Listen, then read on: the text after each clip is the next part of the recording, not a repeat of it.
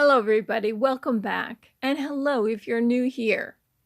Lately, I've been presenting a whole array of different channels that are either very informative or very entertaining.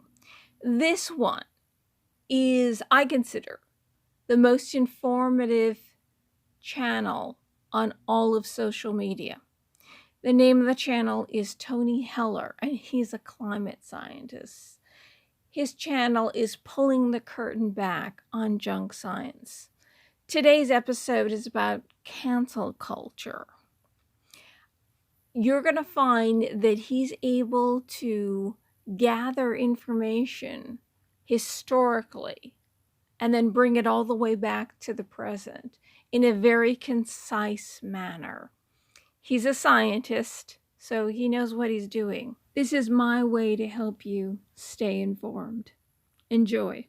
Hello, this is Tony Heller from RealClimateScience.com, setting the record straight about censorship. George Orwell said, "If liberty means anything at all, it means the right to tell people what they do not want to hear."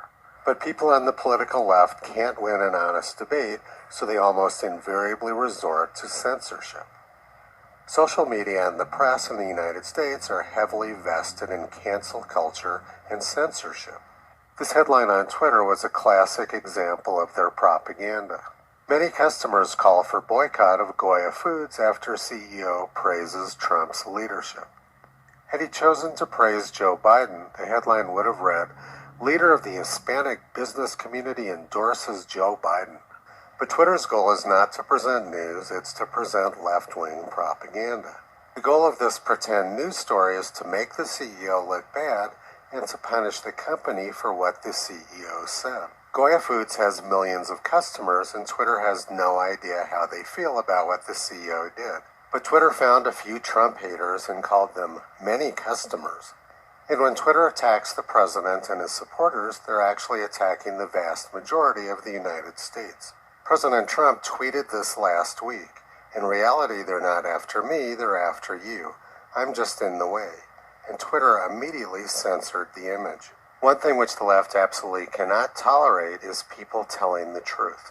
And National Public Radio, which is publicly funded and is supposed to be objective, also jumped on the Goya propaganda bandwagon. Calls to boycott Goya Foods after CEO praises President Trump. If NPR was an honest news organization, they would have simply written a story saying what the CEO said. But the press will never allow the news story to be someone saying nice things about the president. Instead, they twist the story to hurt the president, hurt his supporters, and hurt the company. The reality is that NPR is encouraging a boycott of Goya Foods for praising the president. J.K. Rowling was viciously attacked a couple weeks ago for mentioning the fact that transgender women do not have menstrual cycles. So her and 150 other well-known people signed a letter criticizing cancel culture. And the press responded by saying, "Cancel culture is just the consequences of your own actions," which is another very straightforward example of the press saying that only their opinion is going to be permitted. Everyone with a different opinion is going to be censored. For the past 12 years, I've been continuously targeted by the same cancel culture. I gave a very detailed climate presentation to the Washington Senate in January of 2017. And this was how the Seattle Press reported on my presentation. Climate change denier testifies for 40 minutes for State Senate Environment Committee. There was nothing in the article about the information I presented. It's just another example of cancel culture by the press. Before I even started my presentation, the head Democrat on the committee went on a 5-minute rant about how I should not be allowed to speak. And in the middle of my presentation, a former City of Olympia councilman stood up and started yelling, trying to disrupt my presentation. These Democrats and the press are very afraid of the truth, so instead they resort to censorship. I've lost at least a half dozen engineering jobs and contracts because of the fact that I'm a climate skeptic. Companies don't want to have a climate skeptic around because they're afraid they'll be targeted with a boycott by the cancel culture. My good friend Dr. Bill Gray from Colorado State University passed away 4 years ago. He was the world's leading tropical meteorologist and the man who invented modern hurricane forecasting. In 1993, Vice President Al Gore invited Dr. Gray to a global warming conference which he was holding. Bill told the Vice President that he'd be happy to attend the meeting, but that Gore should know he was not a big fan of Gore's global warming theories. After that conversation, Bill got his funding cut off by NOAA.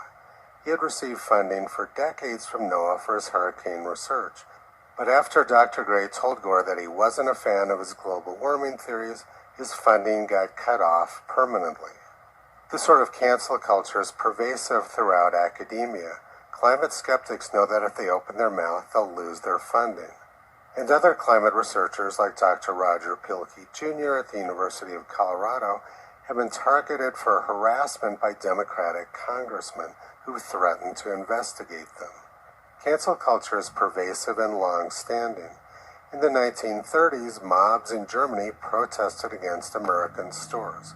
This targeted harassment of businesses in the 1930s over what they believed is pretty much the same thing which Twitter and NPR are doing today. Michael Schellenberger is a well-known environmentalist who for many years has been pushing climate alarm, but he recently wrote an article in Forbes magazine apologizing for the climate scare. And within a few hours of the article being published, Forbes censored it.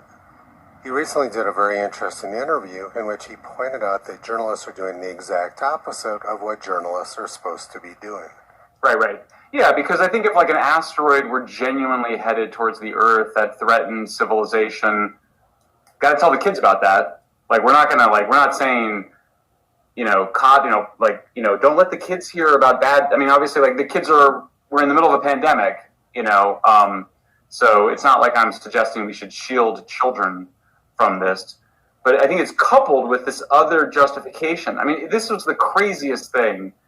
So, because, what I did with this is I criticized climate alarmism last year. I actually criticized very specifically and very carefully and deliberately specific things because I wanted to get them out there before the book was published.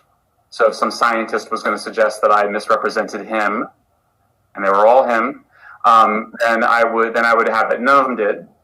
But I got some attention for one of them, and I was invited to go on BBC. And the BBC reporter goes, "Okay, Michael, but what would you say to somebody who says you got to exaggerate a little bit to get people's attention?" And I was just kind of like, "You're like a journalist." It's like I was thinking the other day. I was like, neither George Orwell in 1984 nor Aldous Huxley in Brave New World predicted that the journalists would be the ones demanding censorship. Right. Or the journalists would be the ones demanding moral alarmism. Or the journalists would be demanding that nobody report. Journalists are supposed to be the defenders of free speech, but they become the very people who are destroying it. We have no free press left in the United States or in much of the rest of the world, but we have our propagandists pushing a left-wing agenda. George Washington said, "If freedom of speech is taken away, then dumb and silent we may be led like sheep to slaughter."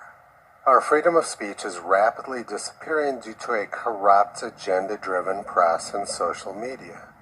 We should all be very concerned by this and take George Washington's warnings seriously. And visit Toto on the web at realclimatescience.com. He's been pulling back the curtain on junk science and propaganda for a long time.